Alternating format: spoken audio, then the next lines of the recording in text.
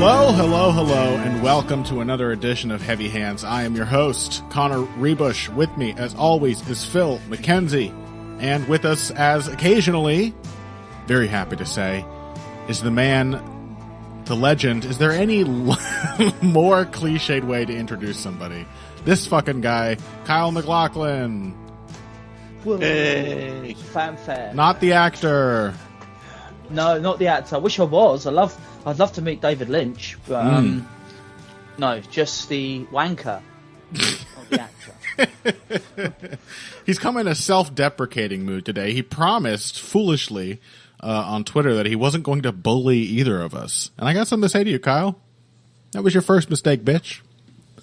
Well, I'm not gonna bully either of you guys, as you know.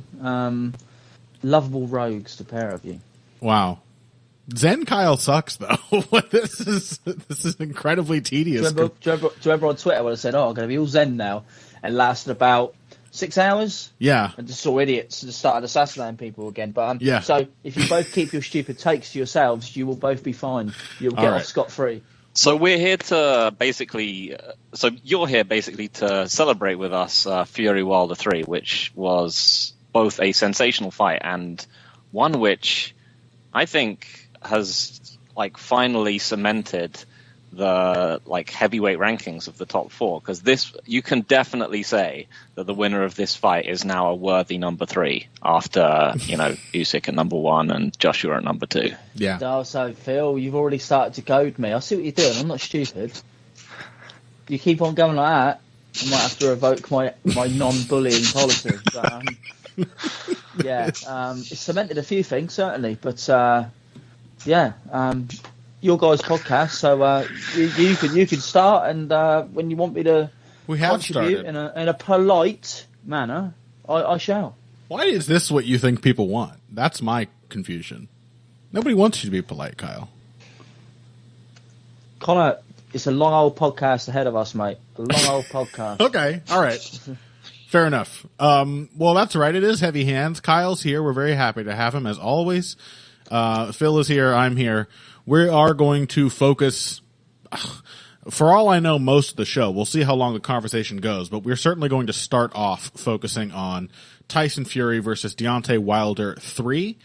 We are not going to talk about next week's UFC card at all, and we are going to talk about last weekend's UFC card for only as long as we have time left after the heavyweight boxing. Because it was not compelling, but blessedly short. Next week's card, I think you gentlemen will agree, probably the worst ever. I mean, there's it's up there. There's tough China finales and stuff. Yeah, which were pretty bad. But this is on that. It's pretty shocking. It's pretty shocking. I mean, I saw a guy online say only casuals are hating on next week's card. So I don't know about you guys, but we all must be casuals. Yeah. There's always one. The interesting thing from that kind of perspective is that you've got to wonder, what would it take to make someone like that say, "Oh, this card is actually pretty bad"?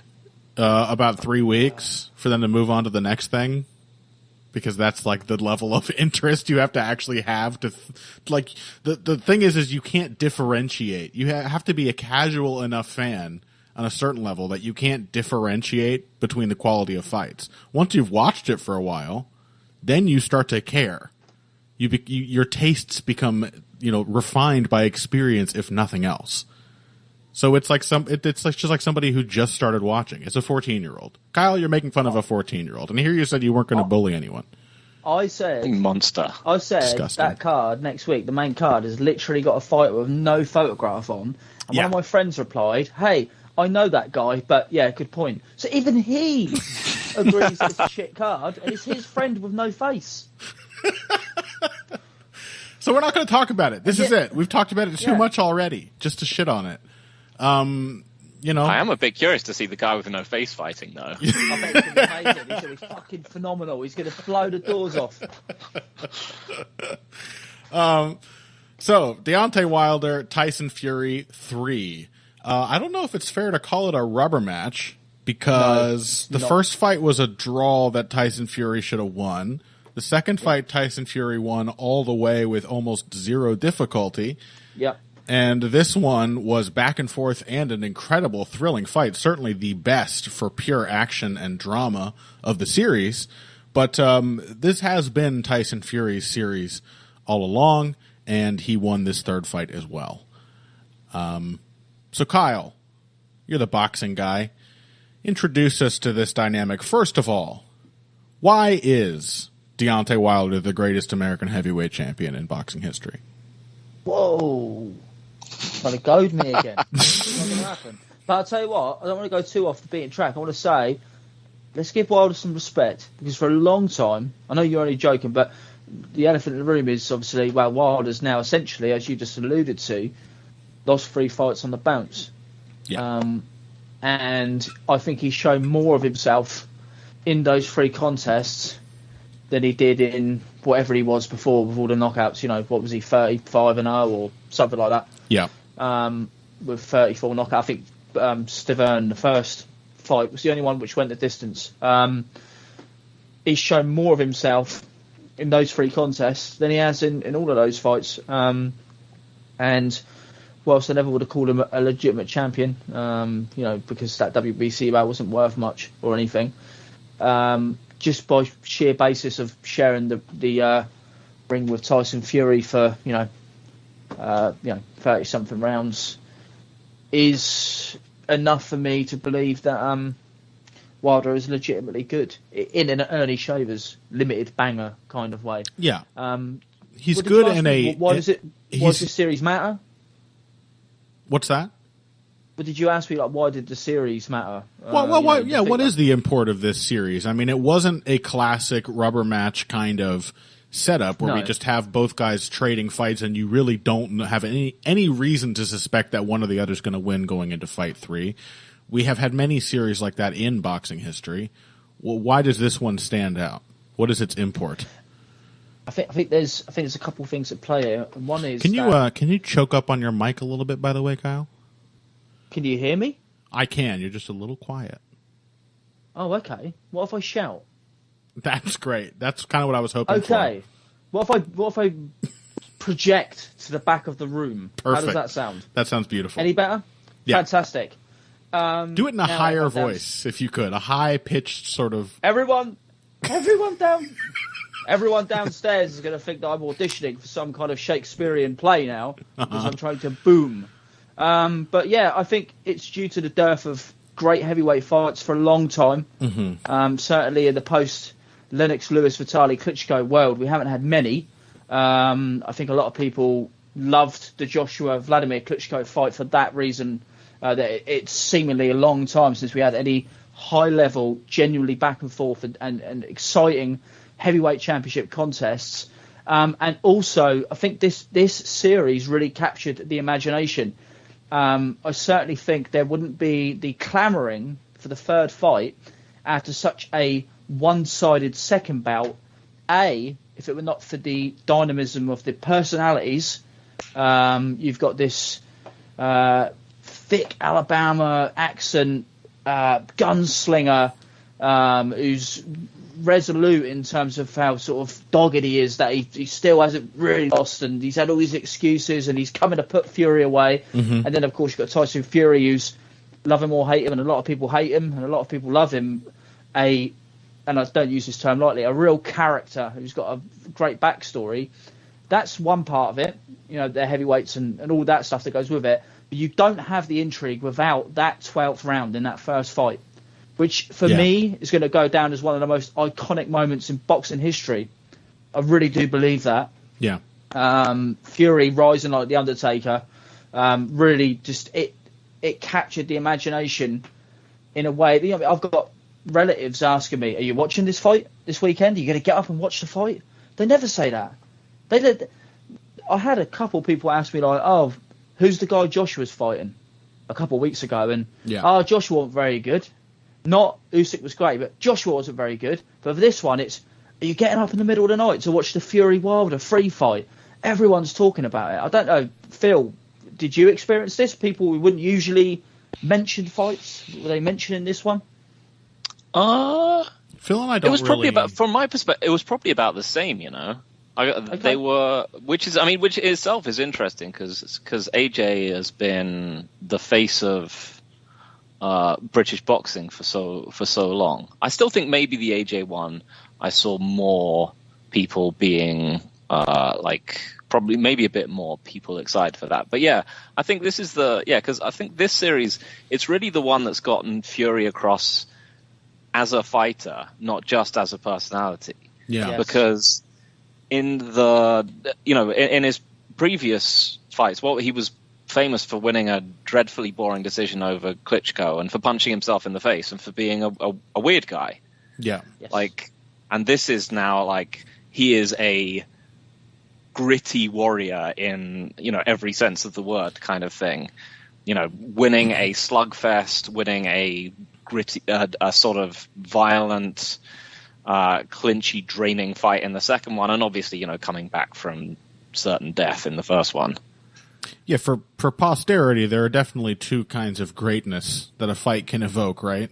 The Klitschko fight, in all those annoying kids who now run that site you started, Kyle?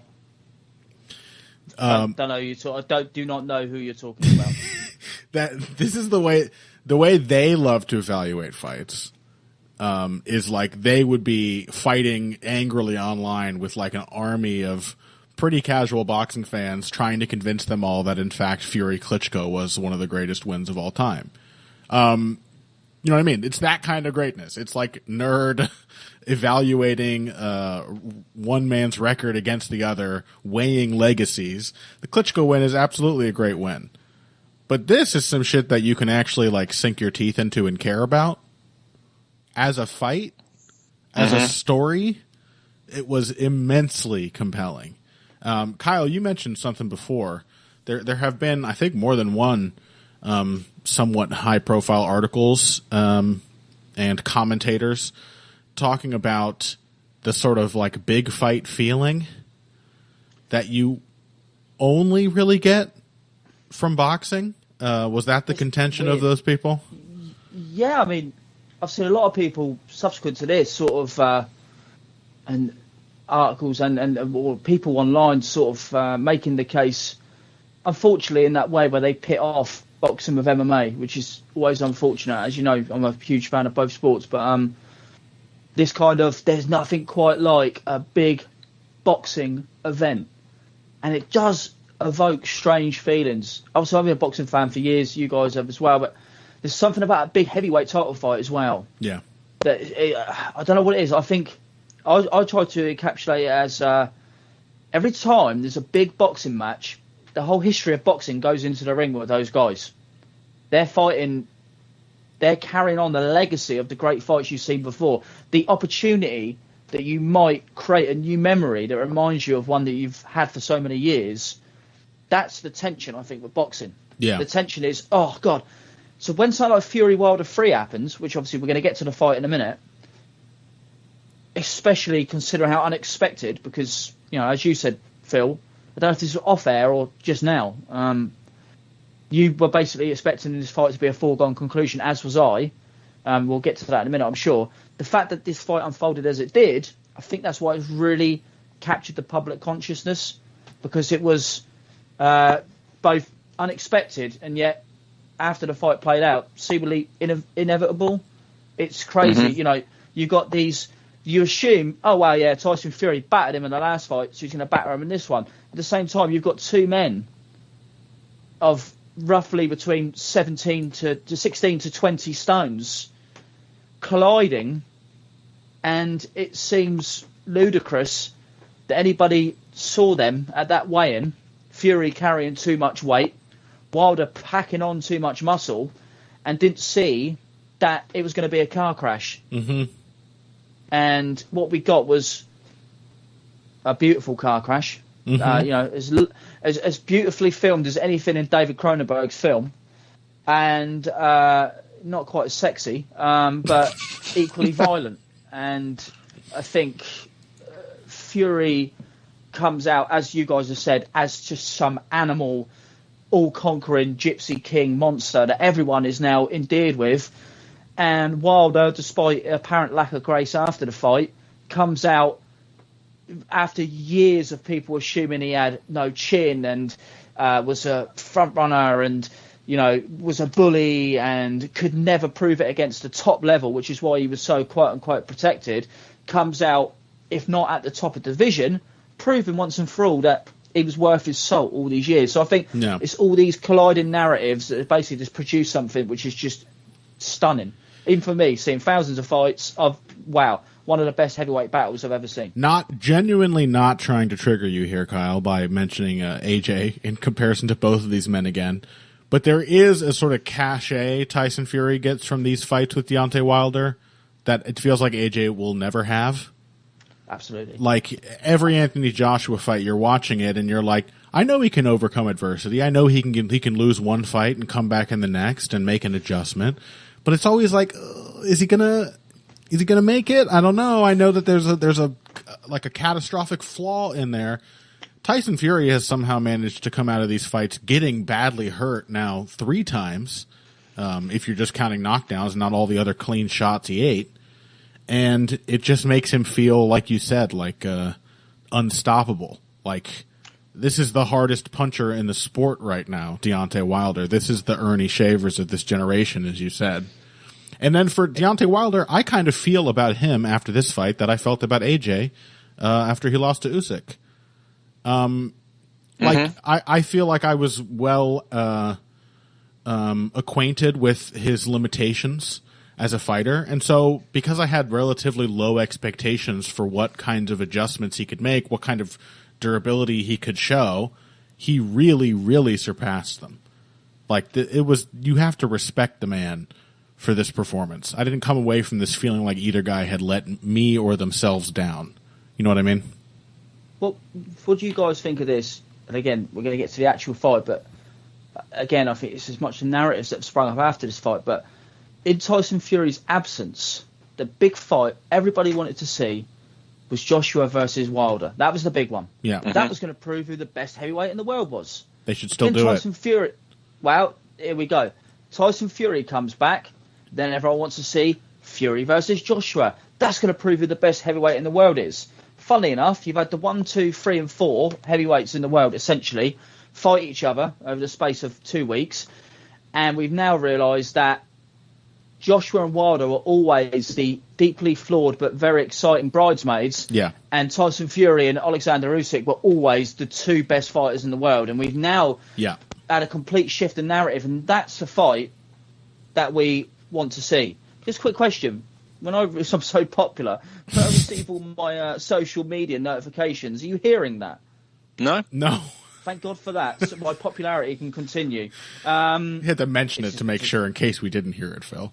Just my girlfriend replying to my desperate messages for attention from earlier on in the day. I told you I'll be home at 6. Oh, my God. Yeah, so the thing is that we've, in a roundabout way, through these fights, we are presented with a narrative, and I think the public are more surprised than maybe the aficionados, a narrative that people never expected. We were always headed towards this shootout between Joshua and Wilder, which America versus Britain, who's the best big punching heavyweight, who's going to go down first, who's going to win.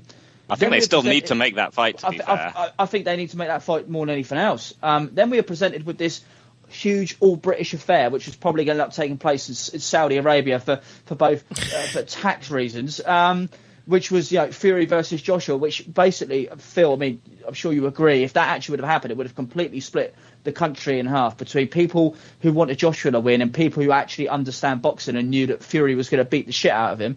Yeah. And now more than ever, that is quite apparent to me that Fury would have had less issues with Joshua than he had even with Wilder.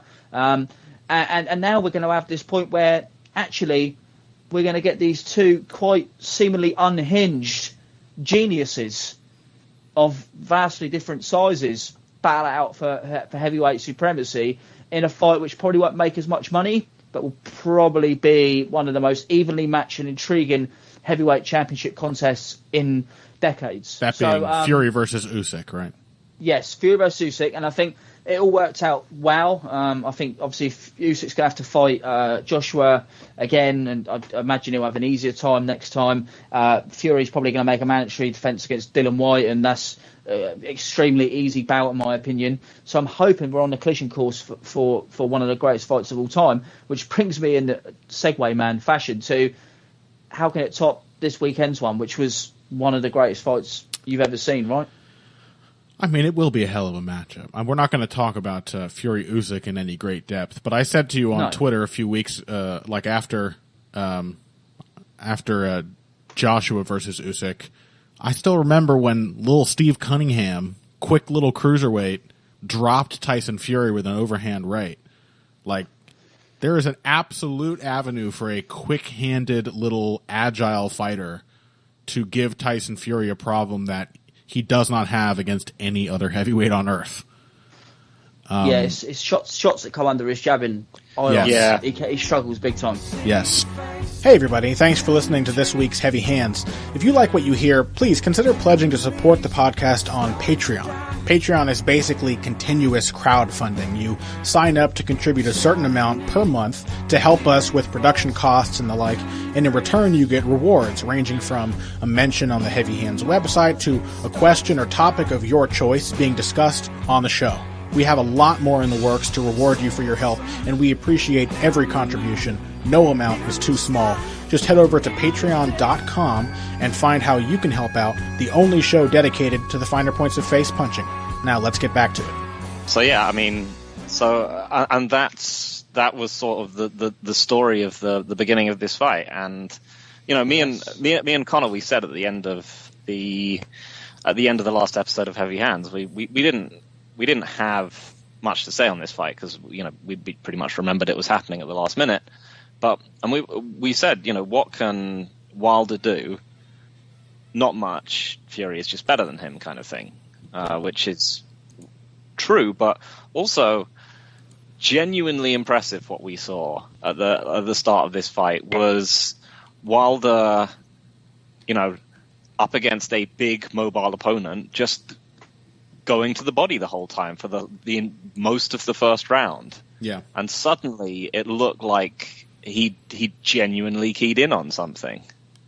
Mm-hmm. I think that was the first genuinely impressive thing that he did in the fight, and it wasn't the last. Is that you were like, oh no, he's got a plan, and it's really working because, you know, he's a massive puncher, and he was landing like big shots to Fury's midsection. Yeah, I mean, he was throwing actually fainted, which was new for Wilder. He actually fainted upstairs and then drilled to the body, and then did the same thing. So Fury thought, he's throwing the right hand to the body to draw my hands down and throw the overhand right up top. And no, Wilder second guessed him. He actually threw the right hand to the body again. And then Fury had a good look at him and went, I'm really going to have to close the distance on you quickly. Mm-hmm. And the whole dynamic of the fight, I watched that first round, just as you said there, Phil, and went, this is going to be a vastly different fight to the one I envisioned. Yeah, just immediate. Yeah, I mean, part of that is, like, I don't want to be too mean to poor Deontay Wilder, especially after receiving such a beatdown as this ended up being. It is kind of funny, right, that you're, like, this far into a career, and you're like, he fainted. Yeah. Incredible. Wow. This is going to be an amazing fight.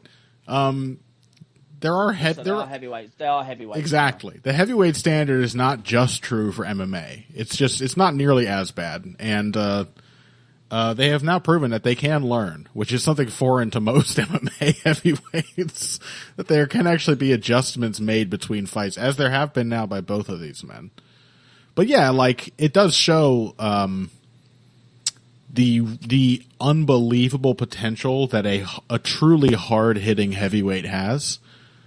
Like, the simplest, the most basic adjustments can yield huge results. Going to the body is one of those things.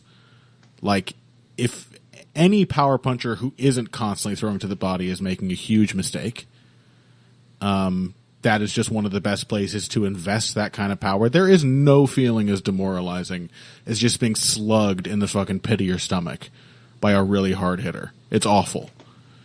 He's a terrifying puncher. He is. Wilder is a truly deadening, scary puncher. Yeah.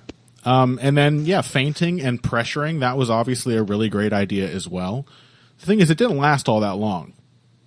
Yeah, that's really the weird thing. And that was kind of what I wanted to hear from Kyle, is that why do you think Wilder just gave up on it in the second round? I mean, partially it was clearly that Fury was being just more aggressive and slugging with him. But do you think because I'm slightly concerned that he just sort of forgot. Yeah. And just got caught up in the fight. Interestingly, he started doing that again in the fourth round after he was dropped, and had probably definitely his greatest success of the fight, which is strange. It did become more sparing, and I do believe it's very much that simply I think he lost his composure. It's less to do with any technical things Fury was doing, but more just do with how resolute Fury was and how he started taking the front foot initiative more, started roughing up a bit more, clinching him. I think Wilder just fell apart a bit mentally. So I just think you come out the first round, everything's fresh, there's no outside noise, and you could just do what you want to do, and it's working fine. Then someone takes the initiative away from you, and you revert back to what you are. Yeah, I think people think that great fighters just are able to do. They go, oh, I'm going to change and do this in the next round or during a round, and that's what's going to win me the fight. And it's almost always instinctive. That ability to adjust and to figure out the patterns, they're not consciously thinking, that guy just did this, so I'm going to do this. They just react in a way that other human beings don't. And Wilder's default reaction is to basically look for that home run swing. I still think he did. He was doing well to sort of keep up with Fury in the following rounds. Obviously, in the third round, Fury just manhandled him. Yeah. But I think at that point, while it clearly won the first round and Fury obviously won the other two, I don't know about you guys, I very much thought, oh, okay, the first round was just an outlier. It started well. Right. He's capitulated. And now we're going to get the fight that we thought we were going to get, and we could all go to bed soon. Yeah, exactly. Yeah, because you thought he's come out with a new plan, it's immediately been broken, and he's already been knocked down. This is the end. Like, I'm surely everyone, because that was the thing. Everyone, no matter who they were, like I think had this sort of the same journey with this fight. Yeah. And then your heart nearly leaps out of your chest in the fourth round. So should we talk? That's the real that's the talking point, right? The fourth round. So three guys talking now. It's so intrigued to hear what you guys felt because Fury obviously by the fourth round, it wasn't even because I came on this podcast for the second fight. There wasn't even this clever pressure which we saw later on in the fight, which we're going to get to. It seemed to be pursuing Wilder with reckless abandon in that fourth round. I thought Fury looked a little sloppy, to be honest, until he sort of warmed up. He looked wow sloppy. He looked very sloppy. He looked in sort of wearing a t-shirt in the pool kind of shape. Great comparison. And I thought, I think I saw you complaining about certain things Andre Ward was saying in commentary. I know he complained about the counts, which were slow, but they were equally slow for every knockdown that both men received, which is, at least it's fair. Also, like, are there any really genuinely slow counts in boxing which have really, like, what are the ones which have actually genuinely changed fights? Because it's the surely long you'd have count to be is the one, absolutely right? splattered for that to work. Because everything I've heard from boxers talking about, long counts, they've basically said, yeah, I was listening to the referee and I was getting up at my own pace, confident that I was going to, like, no one. Like, that's what everyone you would have does. to be staggering your way up with the referee, like, giving you a slow count, thinking, get up, British person. Yeah. We need those sweet euros. If you're like Zab Judah trying to rush to his feet against Costa Zoo, then Oh yeah, but most experienced fighters do like just watch the referee and wait as long as they think they can to get to their feet as steadily as possible. Gene Tunney, Jack Dempsey was obviously the most famous one. Yeah, where Gene Tunney was clear-eyed and literally waiting for the referee. And as in this fight, exactly the same issue, which was Jack Dempsey did not go to a neutral corner, thus necessitating a reset the count, essentially. Not a complete reset, but a stop before the count could be continued in a natural fashion, which then gives the downed fighter more time to recover. Which Wilder has, because that was a recent rule, and Dempsey was used to waiting for the count to be finished, and then clobbering the person immediately. Yeah, I believe it was partly Dempsey's, if not his idea, then he was a big part of it being ushered in, or at least was comfortable with it. So it was not like Gene Tunney felt like he needed protection. So there's another thing Andre Ward refused to comment on, but that punch from Wilder, you talk about bad shape T-shirt in the pool. It rippled through Tyson Fury's fat, like Butterbean had been hit by a Mack truck. You know what I mean? Like it went through him, and I looked at him. Not really the first knockdown, but the second one, which was a really sweet, short right-hand clobber. And I looked at Fury, looked at the referee, and I thought, this is over. He doesn't want to get up. And actually, looking back on it, I think he just struggled to physically. I think he was too heavy. I don't think that may very well be part of it. The reason I mentioned Andre Ward is I think maybe in round 3 before this had happened, he was saying that Tyson Fury looks sloppy on defense, which I kind of agreed. I think he, I don't know if he was perhaps overtrained. I know he had a bout of depression at some point, where he was just very dispirited and probably. I mean, at some point when you're doing the British thing, of being very fat and then not very fat, it will catch up to you. Sure. Yeah, it's not for a man with a history of mental health problems who's having problems with his family at home with a new child and what have you. Yeah. I could imagine. I'm not sure if the fight postponement was legit or whether he needed time to get even closer to the shape we saw it in now, or if the postponement was legit and he was in better shape 8 weeks ago. I'm not sure. But whatever the cause, what does it say of him as a man, though, Connor, that he could turn up fat with no care for defence and still go toe-to-toe, essentially, with one of the hardest punches of the generation? And then figure out his defense halfway through the fight and be pretty damn sharp with it for the rest of the bout after that. Admittedly against a very tired and very telegraphing Deontay Wilder, but I think whatever the cause of his fitness or the sharpness of his skills, he seemed to think what we all thought going into round 4. He was like, "Oh, this worked in the second fight. Yeah, I just walked him down, need to keep the pressure on him, and bullied him." So he walked into him really brazenly. The shot, the sequence before the first knockdown, he's not feinting his way into range.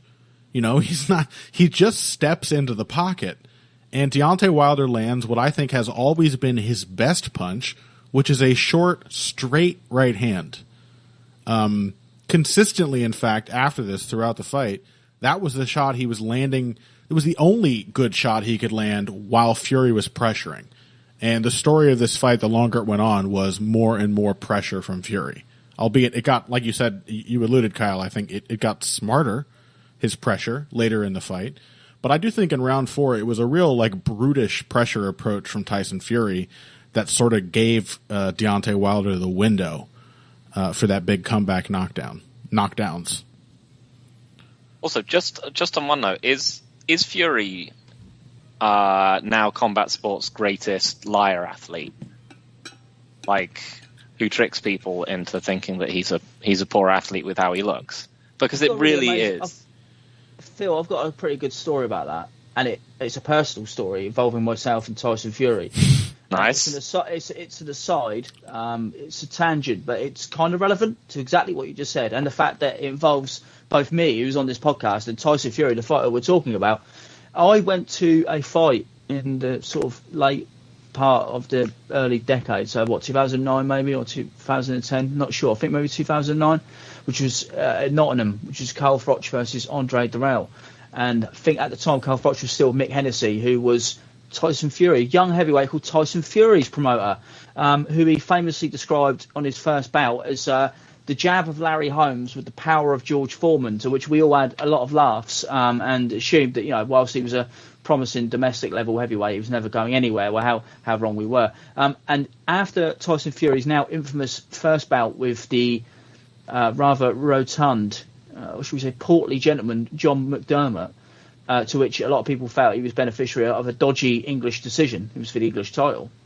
At that Carl Froch fight, I saw Tyson Fury. And we're exactly the same age. It may surprise everyone, but he's slightly taller than I am. Mm-hmm. So I'm closer to Vern Troyer than I am Tyson Fury. Mm-hmm. So I saw Tyson Fury, and I was drunk, a little inebriated, and I said, "Tyson Fury, how's it going?" And he was like, "Hello, how's it going?" And he was a really nice guy. And I said, "What the fuck happened in that John McDermott fight?" And he said, "Don't worry, son, I've got a proper plan for the rematch." Which is English for I have a plan for our next encounter. So when they had a rematch, I told all my friends that I watch boxing with on the regular, Tyson Fury told me personally he's got some plan for this fight, and his shorts were falling down. He was so fat. He was gassed out within seconds of the bout and leading McDermott on to get, basically Fury was getting beat up, and all my friends were going, "I thought you said he had something planned." And Fury was gassed. He was getting corralled into the corners. He seemingly had no idea what he was doing, and exploded with an uppercut, I think left hook combination. I'm trying to remember the combination. Basically had McDermott out on his feet and then finished him in short fashion, to which it became apparent that Fury was somewhat brazenly acting more fatigued than he was to lure McDermott onto his counterpunches. Thus, him being the great pretender in terms of, or rather the great deceiver, I think either unintentionally or intentionally has been true for much of his career. He's someone you can never take on first appearances. Yeah, absolutely. I mean, he's got, bottomless cardio, incredible durability, recovers super well. He's very well coordinated for his frighteningly well coordinated and fast for his size. I mean, and he looks like, he looks like a 6-year-old tried to sculpt someone out of melted butter and wire wool. I mean, I used to think like Cain Velasquez or someone like that would be the big. It was like the biggest like liar athlete I'd ever seen, but like it's his Tyson Fury, especially after years of boomeranging back and forth in weight and as you said, like several mental health issues and God knows what else. Yeah, somewhat of a throwback, isn't it? He is. I think that's why he's captured public imagination. It's not just this fight. I mean, don't get me wrong. There are things he said which are completely abhorrent, and for that reason, he'll always have his detractors, and they're not even detractors, people that just outright hate him, and rightly so, because if you can't look past those things, and you shouldn't have to, in my opinion, if you absolutely cannot look past those things, fair enough. But for me personally, as a personality, for other reasons, even though there are views of his which I, of course, am completely opposed to, as a fighter, he captures my imagination so much because he's what great heavyweight champions should be. He will. And as we saw, that fourth round, he summoned himself back up. He threw a big right hand. He got dropped again. He looked like he was down and out. Fifth round comes around, and it's much like the end of that 12th round in the first fight. Yeah, where he's suddenly on top again. He didn't just get back up in that 12th round. He was walking Wilder down, hitting him with clean shots for the last minute of that fight. Unbelievable. Yeah. He has a crazy resilience. What did Wilder do down the stretch, Kyle, that kept him in there? Because once again, there was the turn that we all predicted. There was an unexpectedly strong start from Wilder, and then that shift where it's like, okay, Fury's going to bully him, he's going to press him into the ropes, he's going to infight him until he gets tired, which is probably going to happen even faster because he packed on all that unnecessary muscle. Then we get another surprise. Deontay Wilder knocks out an undercautious Tyson Fury coming forward, and then Fury works his way back into the fight. But from that point forward, even though it was pretty much all Tyson Fury, there was still a lot of little surprises. There were a lot of moments where I thought Deontay Wilder was like this close to being knocked out. He doesn't have footwork on a good footwork on a good day, Kyle. You know, he's, as I think I said, I phrased it online. He looks like he's about to snap an ankle at any second. Like, just walking around. He's a very awkward mover compared to Tyson Fury. But he was he's like a baby giraffe, isn't he? Yes. But he was like reeling and staggering backwards for like 5 rounds. But each time I thought he was about to go out, he would come back and land a hard shot and force Tyson Fury to get like responsible again for at least a minute, long enough to survive and buy himself some time. He hurt him pretty badly. Yeah. He continued stunning him. He started coming from underneath rather than over the top. So you saw it. At one point, he threw a really nice right hand to the body. And the bit you're alluding to, Phil, I think was after it's either right at the end of the 10th round or at the end of the 8th round, where actually it might have been the end of the 9th round. After I think it was the 9th. After he got dropped, he threw an uppercut and turned Fury and then started bombarding him. But he threw this uppercut. And Fury looked genuinely distressed. And I thought, oh, hold on a minute. This is exactly the same sequence of what happened earlier. Fury, in his desperate, reckless abandonment to get rid of this guy, in Lennox Lewis fashion of, if you've got a dangerous puncher in front of you that you can't keep at arm's length, you must take them out of the game as quickly as possible. That's the Manny Stewart way, the Lennox Lewis way, and I'm assuming is the Sugar Hill way. Obviously, the Manny Stewart disciple. Given, is a Kronk acolyte, and he was telling Fury exactly that. Get rid of this guy. You're the big dog in the yard. You've got to get rid of this guy. And that was very, very reminiscent of Manny Stewart's instructions to Lennox Lewis, just without the physical beating that Manny Stewart used to give Lennox Lewis if he felt he was being too passive. There was that part in the 9th round, which you said earlier, Connor, he slipped under Fury. He actually started slipping under shots and pivoting, land that beautiful chopping right hand, which has seemingly been heard all around the world, which sounded like a shotgun going off, and then just seemed to try and get Wilder out of there again and got clobbered. And Wilder's so quick and so powerful that, he's always in there. What really, the great adjustment I found Fury made is a similar adjustment to what he made in the second fight, although the second fight, it was less of adjustment. It's something which he started quite early, which was showing a jab, turning it over into a left hook, and then using the left hook to corral Wilder to his own left, and then throwing the right hand behind it. So a 3-2. The 3-2 was Fury's best combination in this fight, moving Wilder across into the right hand. So once Fury done that, he took the initiative from Wilder and took away his ability to time Fury with any counter punches. One thing Wilder, you often hear it say about Wilder, interested to hear your guys' thought on this, is that all he's got is a big punch. Now, we know full well that in the high levels of any combat sport, application is important. So you don't just have a great big punch. You've got to have the timing to get the shot off, or you've got to have the vision to see, where to place your punches, etc., etc. For me, Wilder has always been quite an underrated counter puncher in terms of timed entries.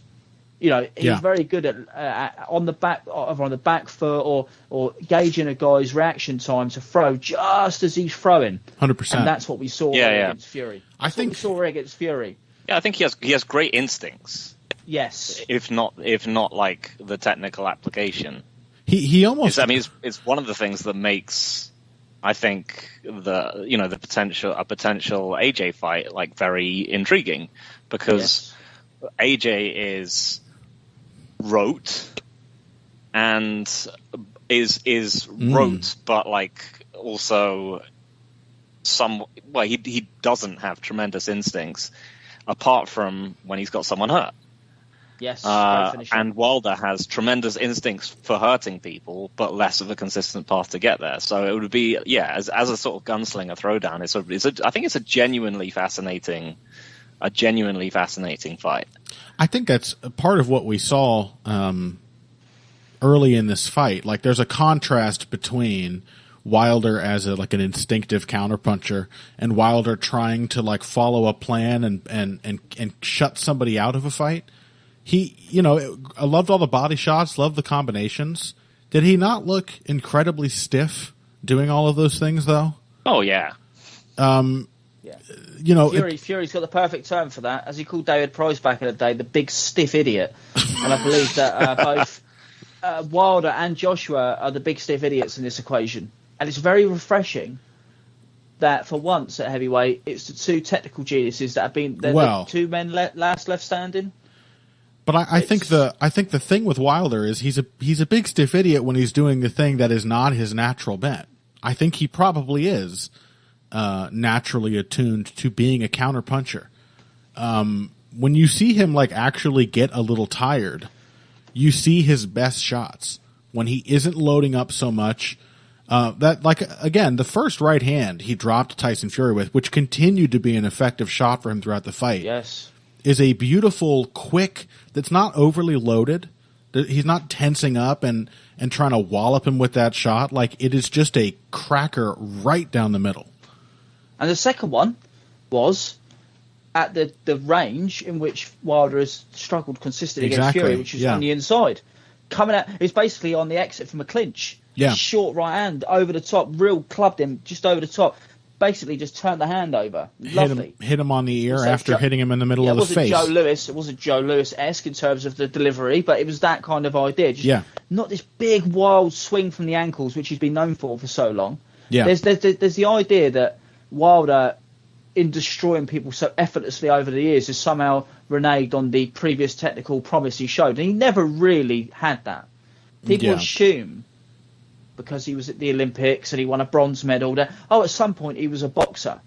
He barely had any amateur fights. He barely had any fights at those Olympics. If you actually look back, he had probably more buys than he had fights. The Stiverne rematch was like his best boxing performance, and that was like 35 fights into his pro career. No. The first Stiverne match was his best boxing performance. Right. The second one, they wheeled Stiverne out of seemingly the abyss, and he pasted him in about 20 seconds. And it was like, see, the first fight when I was really good, that was the aberration. I'm actually just a slugger. Yeah. Don't worry, guys. I don't need to box ever again. They wheeled out a fat version of my best opponent, and I've just wasted him. But in this fight, as I say, he showed more. And one thing I want to clear up: a lot of people saying, "Wow, there goes all the rumours or all the talk about Wilder's chin being bad." I don't believe that's true. Don't believe Wilder has a very good chin. I believe what he has proven now is he is a tough son of a gun, and he is willing to go through fire to get his own shots off in a way that Anthony Joshua definitely is not. Yeah, and that's another reason it's a compelling matchup, because you've got essentially two glass cannons, but one of them will keep firing when it's been knocked off its moorings, so to speak, and one of them will just fall to pieces like the proverbial Humpty Dumpty.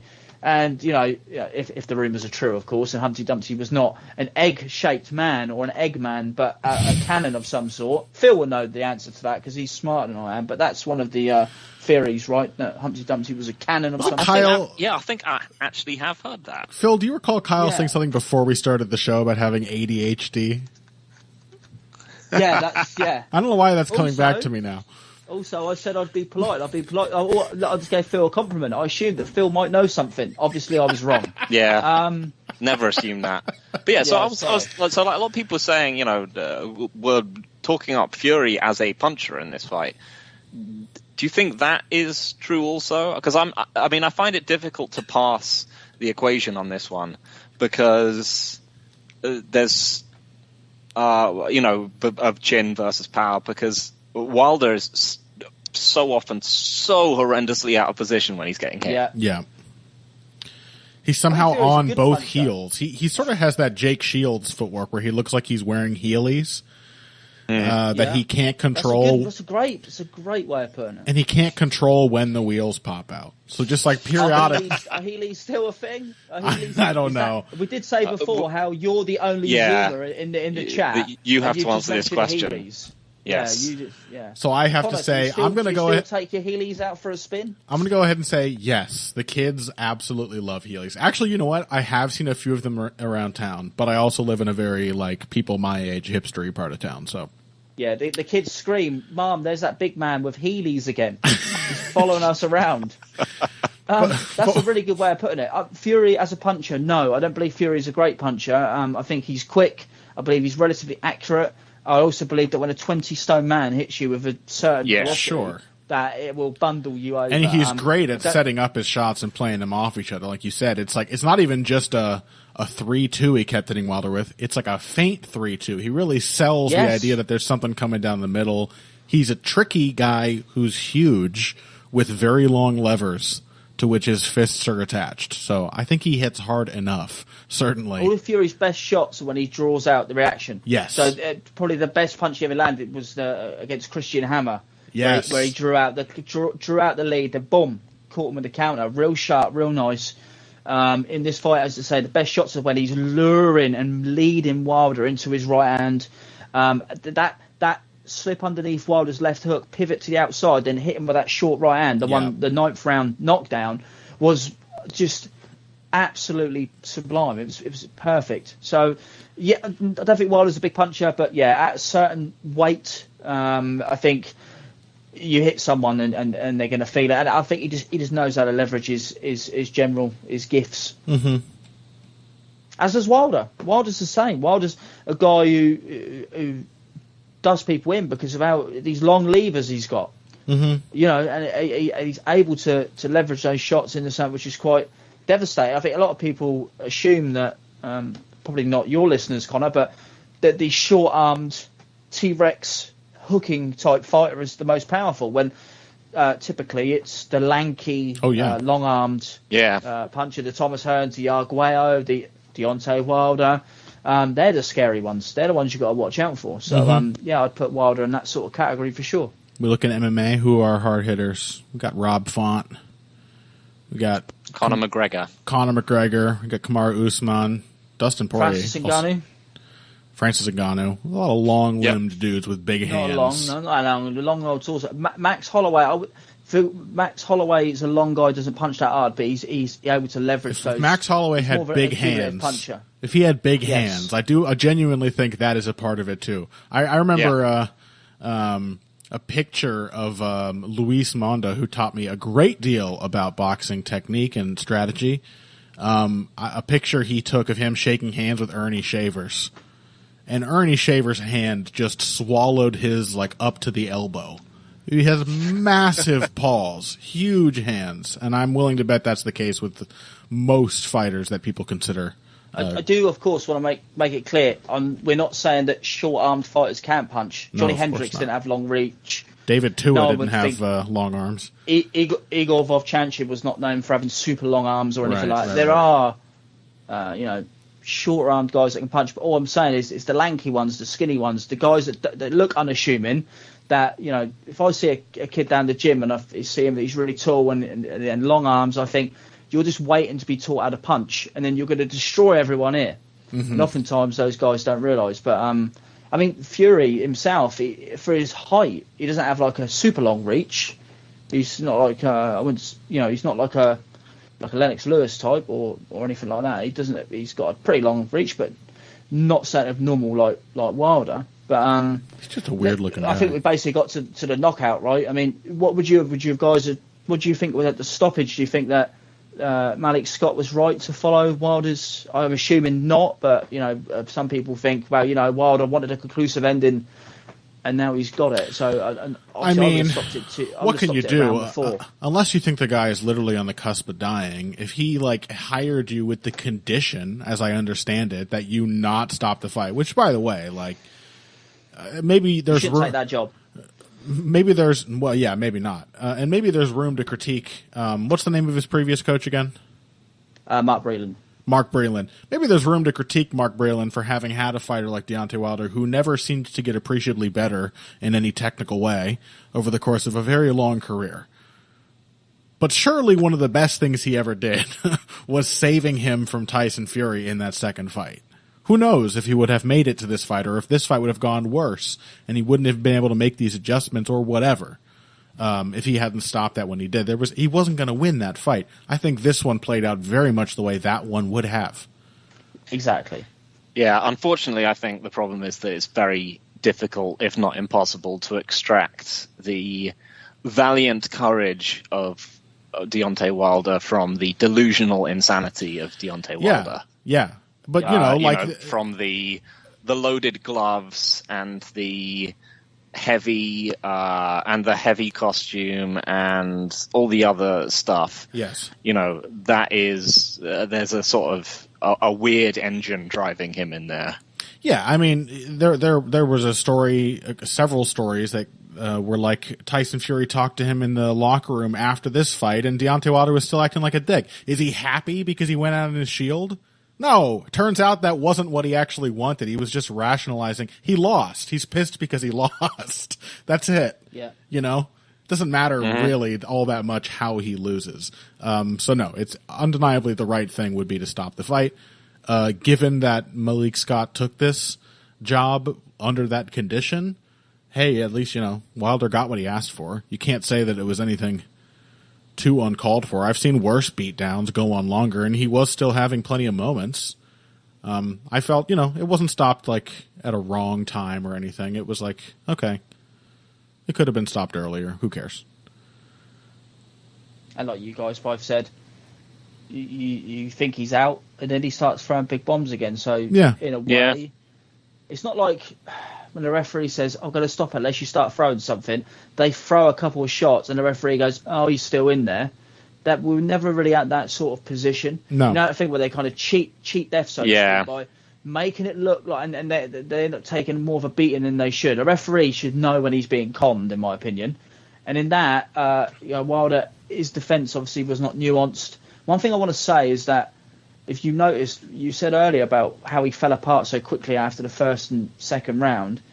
You noticed that he started doing that towel where he starts grabbing his glove again around sort of just below nipple area. Yeah. I said this before. When he does that, that's when he's looking to bomb. Yeah. And basically he was in that stance for much of the bout.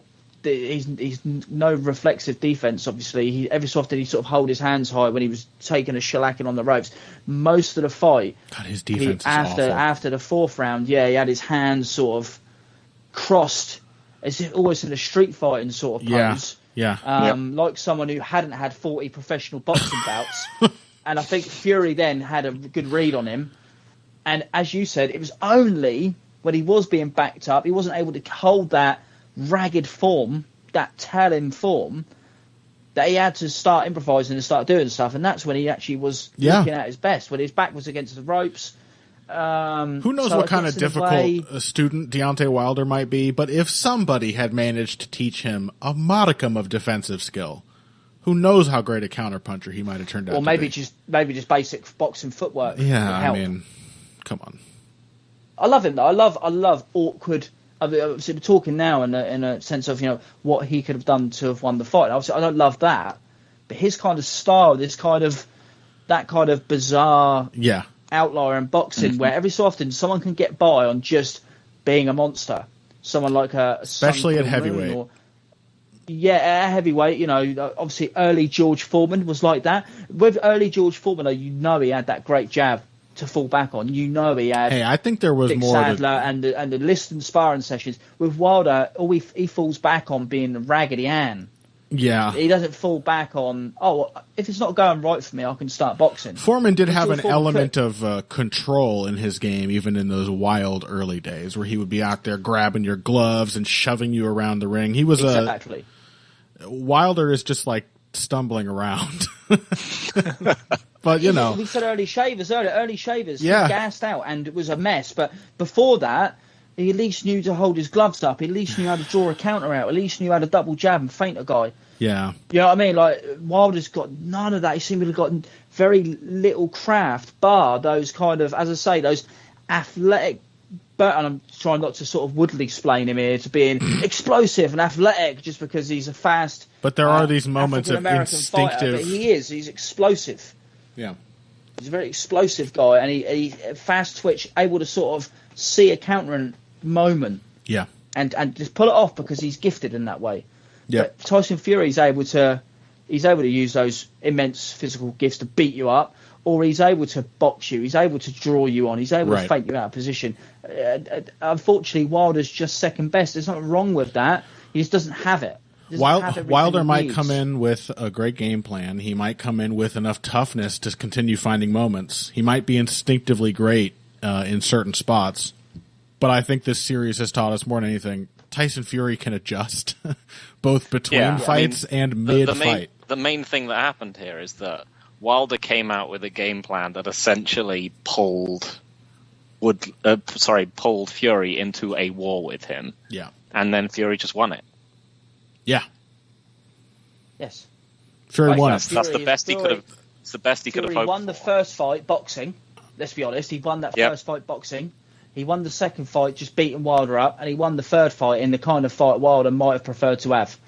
Yep. There's not really any argument whatsoever that Fury is not, if not the best heavyweight in the world, but certainly Deontay Wilder's superior. And I think that's why, like you just said, Connor, he doesn't want to acknowledge that Wilder's a sore loser. It's what makes great fighters great. People talk about in boxing it's a gentleman's sport, and Wilder is so dogged in his determination that he cannot lose that he will, in a way, when fighters lose, they start second guessing their own style. Yeah. And they can never really catch what made him great in the first place. Whatever happens, whether he's physically shot after that beating or not, Wilder's going to come out trying to bomb someone's head off in his next fight. Yeah. Yeah. And, okay, don't change then, because that's what you're good at. Fair enough. Yep. There's a certain wisdom to that. At this point, it's probably too late, right? Brutal knockout, though, right? Oh, my God. Jesus. So many fucking moments in this fight were brutal, the longer it went on. But, yeah, I think that's about it. I mean, we've talked about this for an hour. Wow. Really? So, yeah, it's been quite a rambling... Can I ask you a question? Did you speak about Francis Ngannou, Stipe Miocic 2 for an hour? Probably not.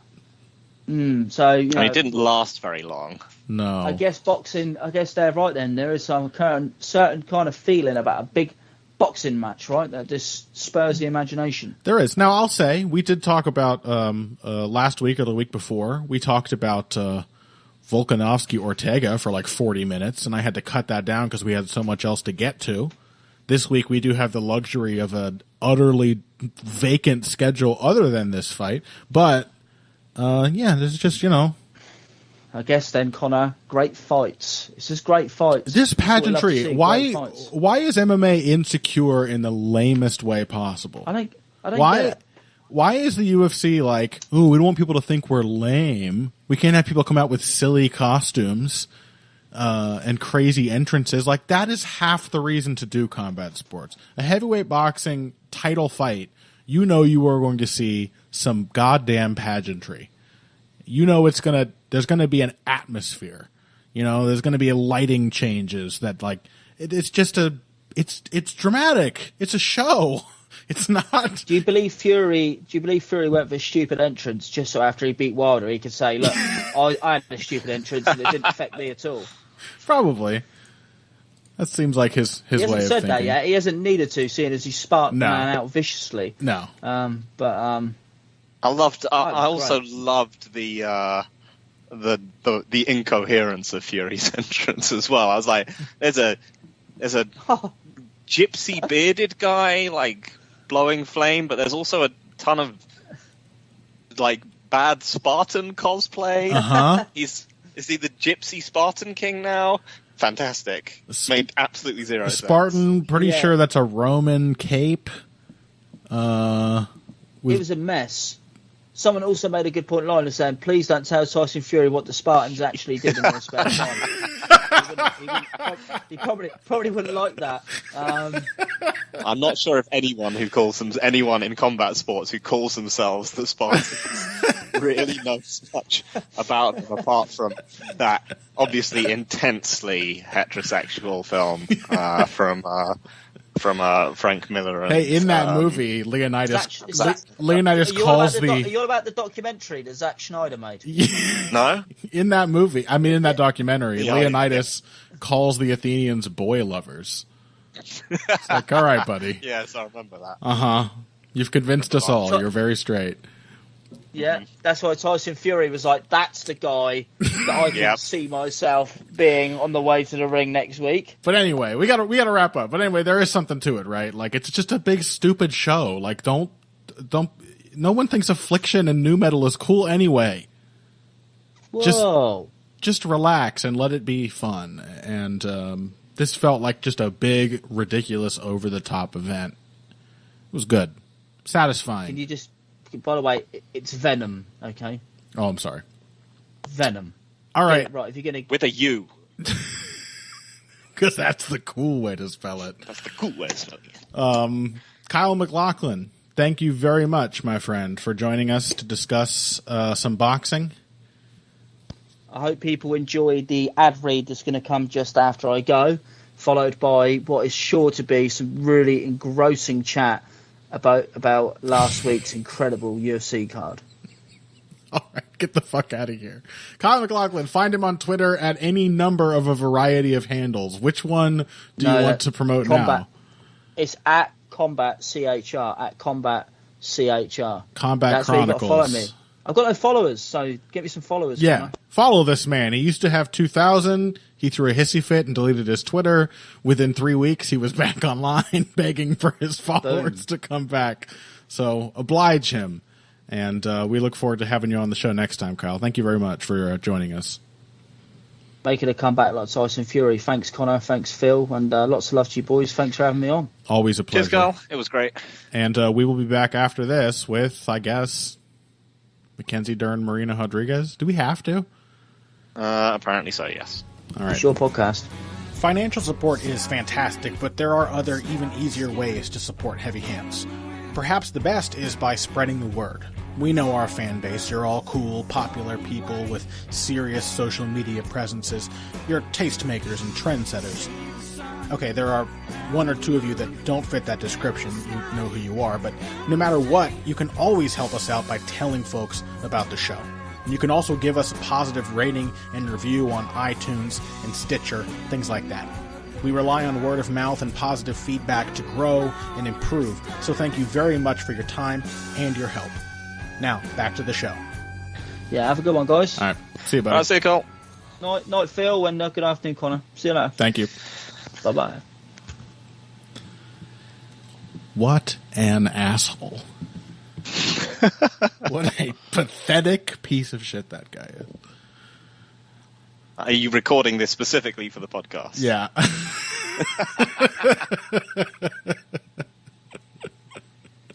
Yeah. I thought so. You monster. All right, welcome back to Heavy Hands. Kyle's gone. With him, the light, the joy in our lives. That's right. It's back to talk about the UFC schedule. Not next week's. I promised you that, and I meant it. I will not talk about this card. I refuse. Dern versus Rodriguez, though. I think, Phil, an interesting case study in how bad MMA striking actually can be. Yeah. Also a good case study in us being wrong. Certainly. Although, I mean, I think you could see the case for why we made the pick we made. In the few moments that Dern did manage to get this fight to the ground, she was just all over Rodriguez, who admittedly did a good job of just kind of staying within herself, and basically not, being defensive and not making too many big actions. Although she also actually almost locked up a Darce on Dern. She was aggressive enough that she didn't just get swamped on the floor. But yeah, it was a story of two fights. It was always going to be. And as it turned out, I think Rodriguez had a smart approach. And Dern's striking looked so absolutely atrocious that she couldn't even get to the only area of fighting at which she's actually good. That's kind of how I want to talk about this. And only briefly. Yeah, because, we picked against Rodriguez because she is historically atrocious defensive wrestler. Yeah. Did you see much that made you think that she was a better defensive wrestler, or was this literally just the distance was just never closed? Yeah, I think she did the best kind of defensive wrestling you can do, which is to not allow the shot to be set up in the first place. She did a great job of keeping her back off the fence. And repositioning herself, quick strikes and then quick strikes and then creating angles. When Dern would just barge forward, she would frame and sidestep. She wrestled in that she kept herself from having to wrestle as much as possible. Frankly, there wasn't a lot of like protracted wrestling exchanges in this fight. You know? No. So that was good. It's not a bad look at all for Marina Rodriguez. It doesn't indicate whether her actual, chest to chest wrestling has improved, but this is a great approach for a striker against someone who desperately needs to take you down to beat you. That she just kind of killed the wrestling game at its root. I think that is truly the best way to approach it. But the question I want to ask is, we'll say a lot of blanket statements on this show. Like, oh, his footwork is bad, this is bad, that's bad, or, vice versa. Some things are good, some things are bad. The question I want to ask is, why is Mackenzie Dern striking bad? What makes what she did in this fight so bad? And what, specifics of technique and execution can we point to say, this is wrong and here's why? And there are a lot of them. There are a lot. So I don't know. Did anything jump to mind for you, Phil, before I just start rambling about all the things I saw wrong? I mean, charging forward with her chin up in the air, with her, coming out way over her feet. And, it was such a strange performance anyway, because I think it was in the dead zone between her trying to be a legitimately better striker, and her just being a crazy person. Because I think she was a more effective striker when she was just randomly swinging. Yes. And she was a more effective wrestler when she just bum rushed people. Yeah. But I think this might have been genuinely her hooking up with a technical striking coach who sort of, in the short term at least, kind of ruined her. Yes. It might also have been that they told her, this is a 5-round fight, you have to fight at a slow pace, and she was like, okay, and that meant that she just gave Rodriguez tons and tons of space. But yeah, no. So what did you see? Hit me with it. I do think there was an element of that. Jason Perillo is a very good coach, particularly as a boxing coach for MMA fighters. And he was giving her all sorts of technical advice that she did not know how to follow or was following in the most stilted way possible. It was not natural anytime she did something Perillo asked her to do. And then all the other stuff was, I think, because of that effort to learn these new skills, worse than it was before. Just the dumb swings were worse off than they were before. Okay, so let's... where to even begin? Everything is so interconnected in how horrible this striking performance was for Mackenzie Dern. Let's talk first about eye line. This is a really underappreciated thing in striking. I always try to emphasize, Phil, striking is a very stressful experience. You don't know how far away the person is from you. You think that would be easy, right? You walk up to a wall, everything's cool. You can stop at the right distance and probably more or less accurately determine how far away you need to be to touch the surface of that wall with your fingertips. When someone's trying to hit you in the face, that changes. Suddenly, the wall feels like it's right in front of you, and then you reach your hand out and you realize you're 3 feet away from it. Your whole perception changes. So this makes you anxious. It makes you flinchy. Mackenzie Dern was horrifically flinchy on defense. It was clear she was dreadfully uncomfortable at range with Marina Rodriguez. What that resulted in was every defensive move she made, she ducked her head, half the time closed her eyes, and looked down at the floor. This is one of the worst things you can do in striking. You never want to take your eyes off the opponent. You especially do not want to look down at the floor. Picture Curtis Blades' Derek Lewis. That's what happens when you get hit when you're looking at the floor. The shot you don't see is the one that knocks you out. Everyone knows that. If you're looking at the floor, you won't see any of the shots. So any shot could be the one that just knocks you out cold. Frankly, it's a miracle that Mackenzie Dern evaded as many strikes as she did. Which is maybe a testament to those like early stages of her training with Perillo, right? She had some defensive ideas. Well, and it was also that Rodriguez just didn't want to get anywhere close to her, so she didn't want to. She was pursue fighting too from much. as far away as she feasibly could, which is quite far away considering that it's Marina Rodriguez and she's very, very tall. Yeah, that's a good point. But she was clearly making a conscious effort not to extend combinations too much, not to charge forward too aggressively. She was quite cautious. Even so, like Dern did have some defensive ideas. She ducked a lot of shots. She kept that left hand in true like Ronda Rousey fashion, just glued to the side of her head. But man, was she anxious making those attempts. Second thing, what do you do with defense? It's not enough to make somebody miss, especially when you're fighting at their range and you can't land any of your own shots.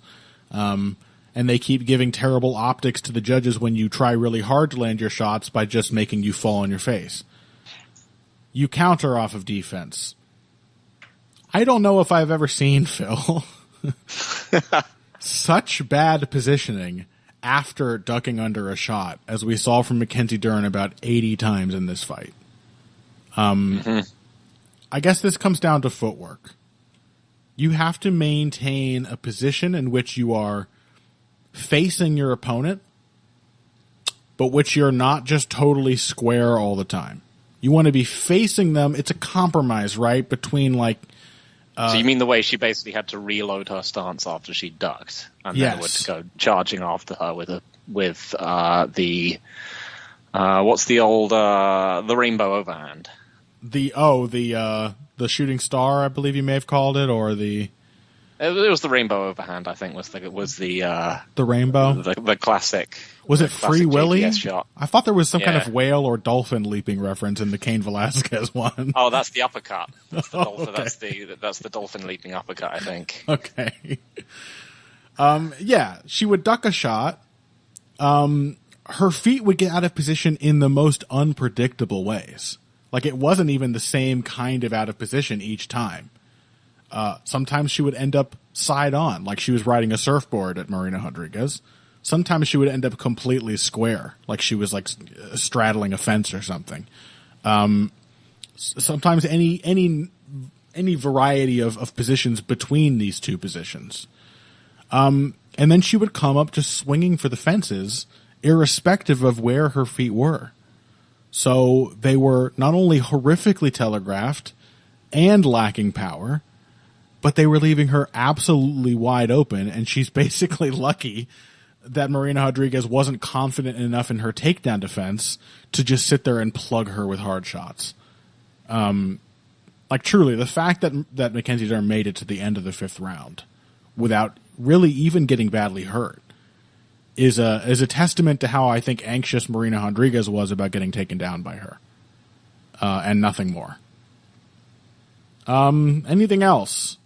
There's a lot. It was. This was one of those fights that really annoys me because I know that it wouldn't have helped me if I juggled things chronologically. Yeah. Like I've mentioned this kind of thing before, but if I saw this fight and then you said Mackenzie Dern is going to fight Nina Nunez and they'd never fought before, I would once again confidently pick Nina Nunez. Yeah. Like I did the last time. Apart from like the technical failings, what was the idea of spending so much time out in open space with one of the worst defensive wrestlers in the UFC? Like, who's like a genuinely good fighter. Like the takedown, 8 takedown attempts or whatever it is, seems like a lot, but by rounds, 0 in round 1. 0 takedowns when you are fresh. Yeah. She didn't just charge her. I'm pretty sure that would have worked. She could have just charged her. The thing is, no takedowns in round 1. They didn't One even takedown attempt in 2. And then she started going for them a bit more later on, but by this time she was, as you mentioned, like she'd been drawn into the rhythm of the striking and had been hit a bunch. Yeah. And was, telegraphing it even more. And, Rodriguez had just picked up on her rhythm. Yeah. I mean, some credit does go, I think, to Rodriguez. Dern was not being given many positions. But frankly, Dern doesn't even need to complete takedowns to win a fight like this. She just has to go to the ground. Mm-hmm. She could be dropping for legs, like any type of contact where you can, for a few seconds, connect to the opponent. And then just forget about getting on top of them. It's going to happen. It did. I mean, I think that the most success she had in the ground was in round 2. Pretty sure she pulled guard or pulled a leg lock and then instantly swept her and spent the rest of that round on top. But yeah. There were ways to win this fight, and none of them involved massive, protracted stretches of stand-up. And I think, maybe it's that hitch in trying to learn something new with Perillo. To be honest, though, even in the corner, I usually like Jason Perillo a lot. He didn't seem to be all that urgent about, finding any way possible to get this to the ground. It was pretty clear. Yeah, this wasn't a good event for otherwise good corners. Right. Yeah. He didn't seem to grasp that this was going horribly. She was losing every single second of this fight that it wasn't on the ground. And that it truly did not matter how she got it there. It didn't have to be pretty.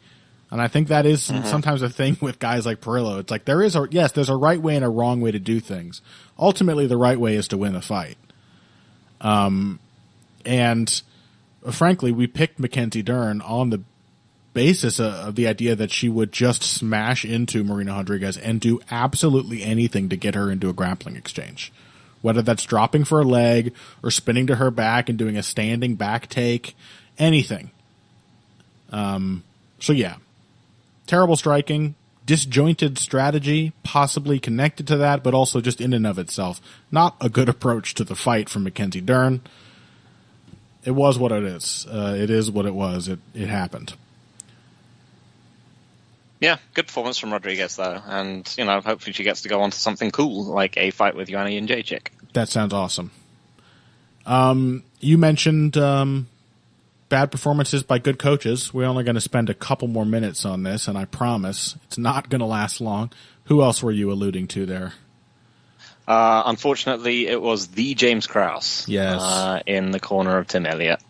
Tim Elliott, Mateus Nicolau, sort of what we, really hit a lot of the dynamics we thought it might. Yeah. But Tim Elliott did very well to have a strong opening round, which is exactly what we said he needed. Then, the fact that Nicolau is a more coordinated, dangerous puncher meant that he basically fairly easily won round 2. And specifically a fantastic counter puncher. Yes. Who was going... And as we mentioned against Smolka, he likes punching tall people in the body. Yes. Which he did a whole bunch of. And then James Krause came out and told Tim Elliott, you won the first 2 rounds. You got those in the bag. And I remember Paul Felder was trying to be like, well, I'm not sure if he did, but I mean, he really didn't. He didn't. Unless you're talking the worst excesses of MMA judges not scoring body shots. Yeah. I mean, even then, he did not win the second round. Far bigger head punches. Yes. And leg kicks. He was landing all the better shots. Elliott really started to stumble in round 2 with his striking, and actually got it back in round 3. That's the thing. He found a lot of the same openings he was getting early. He got back on his jab. He started to actually initiate exchanges and then pull and recounter. He was really using his reach, and using Nicolau's height, but his reach. Yes, in the third round, using his reach, using Nicolau's hair triggers, which had nailed him so many times in the second round, to his advantage. But then Nicolau, another thing that I did call out actually in our prediction, that Nicolau would be under a lot of pressure late if Elliott can maintain a pace, which, to praise James Krause, Tim Elliott has become a far more consistent fighter under his direction. Yes. This was a 3-round fight. I think Elliott was getting tired, but he was pushing through in a way that he never used to. There was a sense of structure to his game that I thought sort of just kept him on track better. Nicolau, under that pressure, did go for the reactive takedown. It's a thing he does when he can't get people to back off with his power. And fortunately for him, it didn't put him in a bad spot. And then it turned into a perfectly fine spot because apparently owing to James Krause's words in the corner, at least that's our guess, Tim Elliott, he did like a rat guard thing or whatever that is. He just like locked up an arm, grabbed his own shin, and held on for like 2 minutes. Yeah, I mean, this was and lost. Battling to watch. I mean, from one of Flyweight's typically most exciting scramblers, to watch him like holding on like he was prime Paul Daly was not cool to watch, especially as you were like, you're losing! Yeah. You're losing this round and the fight. Which wasn't a foregone conclusion. Again, he came out in the third round and looked like he was he might be able to make it happen and get back into it after a rough second. It was a great fight though, and Elliott has always been vulnerable to getting out wrestled. Yep. But yeah, I think he was ahead on the striking in the round before that takedown, not by very much. No. But yeah, then just kind of gave it away. It was very very dispiriting to see. Mm-hmm. Although, it was still a pretty damn good fight. Yeah, it was great. It was a better. I mean, that's the thing. It was a more, as you said, coherent, kind of physical performance, but it was just ruined by a single error, which is just essentially saying that you've got this. That's when trying to be smart is, in fact, the very dumb thing to do. Mm-hmm. I do love, by the way, just one thing I want to call out that Tim Elliott kept doing, like standing on one leg, threatening Taekwondo kicks. That was stupid, but I like it. It was not effective. But no. It was a classic, silly Tim Elliott move. I appreciated that. Yeah, it was. I'm thinking what it's reminiscent of, but I can't even think of. It's like watching it was trying to impersonate. It was like watching a hobo trying to impersonate a Jackie Chan villain. That was pretty cool. All right, that's all we need to talk about. Don't watch next weekend's card. Don't let them do it to you, dear listener. You have better things to do with your time. Watch the Bellator card if you have to watch some MMA. It's probably going to be better. Yeah, I mean, it's got Benson Henderson against Brent. Primus? It is Primus, right? Is it? I always say Primus, but I'm probably wrong. Yeah, I mean, that should be all right, even if Bendo's kind of shot. And it's got Ryan Bader versus Corey Anderson, which is the kind of fight that, I mean, admittedly only Ben Cohn could truly love. But yeah, but it's certainly better than anything on the UFC card. Anything. Yeah. There's a guy without a photo on the main card. They're making Jim Miller fight him. It's evil. It's cruel. Phil, do you want to say good luck with the Vivi or have fun with the Vivi now before we start to wrap up? Ooh. Or do you want to really... Can I say it twice? You know what? You've been so good today, Phil. You can say it as many times as you like. But I don't have to do it. I don't have to have a good time. You know what? I don't even feel like I can mock you. I want to mock you for this one.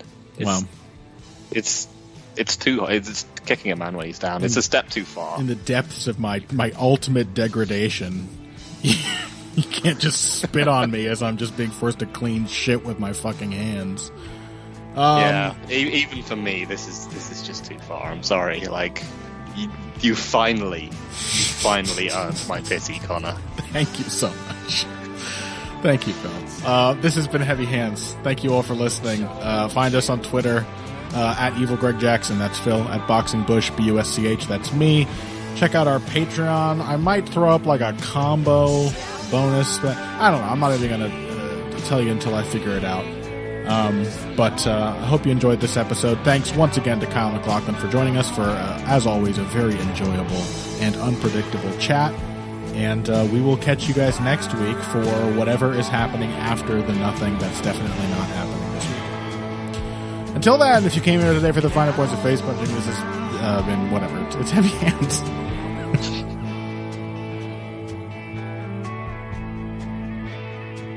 Getting there in the end. It's Costa versus Vittori. Ah! That's cool in a weird way. Mm-hmm.